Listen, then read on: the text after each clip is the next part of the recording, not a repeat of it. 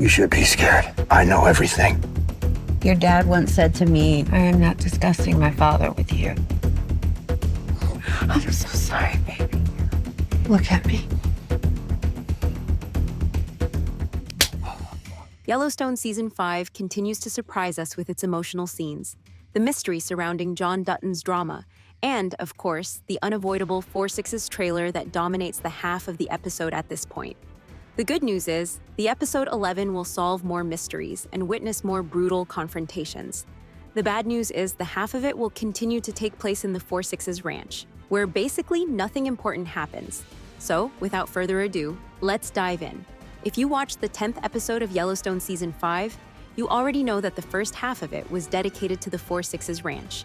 So, we watched ranchers riding their horses, our crew living in tents, Teeter's tent invaded by snakes, the harsh life conditions that shows how brutal things can get for ranchers, and more. By more, I mean Beth visits the ranch, steals Rip, and they have a night at a hotel where they talk more about how unique Texas is and how authentic the ranching life has been there. Well, all these are topics I personally highly appreciate.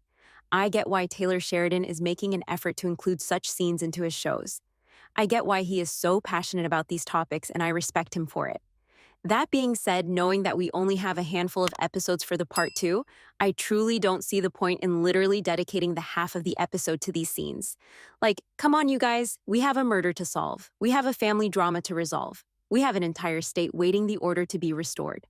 How will all these storylines wrap up if we continue to spend so much time in the 4/6's, right? I don't get it, but let me know what you think of it. Of course, I get that since the upcoming 4/6's will be the continuation of the story, Sheridan is doing his best to use Yellowstone as a way to promote this new project. But I believe it is being a bit too much, but that's just me. The sad thing is, we will witness the same thing in the next week's episode as well. This time, the episode will include a heartfelt scene between Jimmy and Rip, as Rip will realize why Jimmy prefers this ranch over Yellowstone and will think about moving to this place himself as well. Yes, we will see Beth and Rip gradually thinking about leaving Yellowstone behind even before John's death. And yes, the new 4/6's series will basically be a Rip and Beth spin-off series. Unbelievable, isn't it? Episode 10 also gave a lot of time to the mourning period of many side characters. We saw Lloyd expressing his grief through anger. His dialogue with Rip made it clear that he will be Rip's partner in crime in taking the revenge of John's death. The first action of the dupe will take place in episode 11, as they put Jamie's car on fire.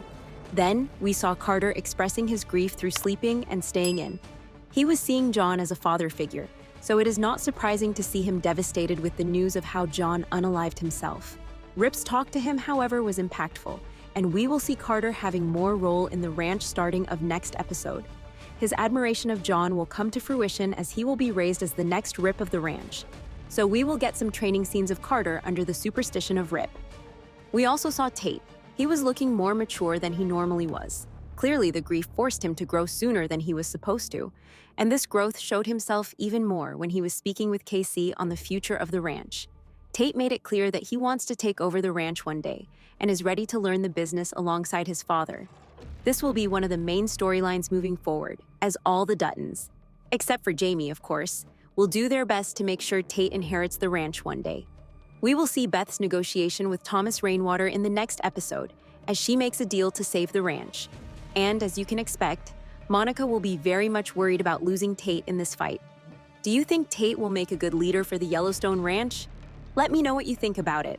Of course, the most iconic scene of the show was Beth visiting Jamie, challenging him to look directly at her eyes and Jamie failing over and over again. I mean, Jamie, come on now. You don't have the balls to look at the woman whose father you just assisted to kill? Then do not kill the man. It is as easy as this. Seriously, like, what does this man think? I don't get it. Is this all for being a governor one day? Or is he just plain stupid?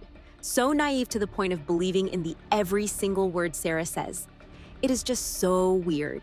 Let me know what you think of how his arc has evolved over the years. One thing is clear though. He now has not only Beth as the enemy, but also Kayce. Kayce finding out that Jamie was really the one who caused John's death was iconic. Kudos to Luke Grimes for such amazing acting. But what will be even more iconic is when Kayce finds out the real killers of John thanks to his mysterious friend.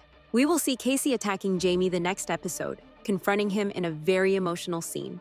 In many ways, this scene will be even more devastating than the scene with Beth, because as many of you know, Kayce has always had a soft spot for Jamie, and for the first time ever, he genuinely hates him.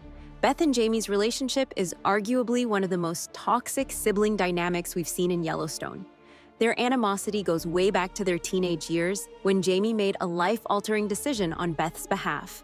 Without her consent, Jamie took her to a clinic for an abortion, but failed to mention the procedure would leave her sterile. That betrayal shattered their bond, and Beth has never forgiven him. Beth's hatred for Jamie is intense and personal. She doesn't just dislike him, she despises him. Her anger comes out in cutting remarks, calculated schemes, and a relentless drive to see Jamie fail. For her, Jamie isn't just an untrustworthy brother.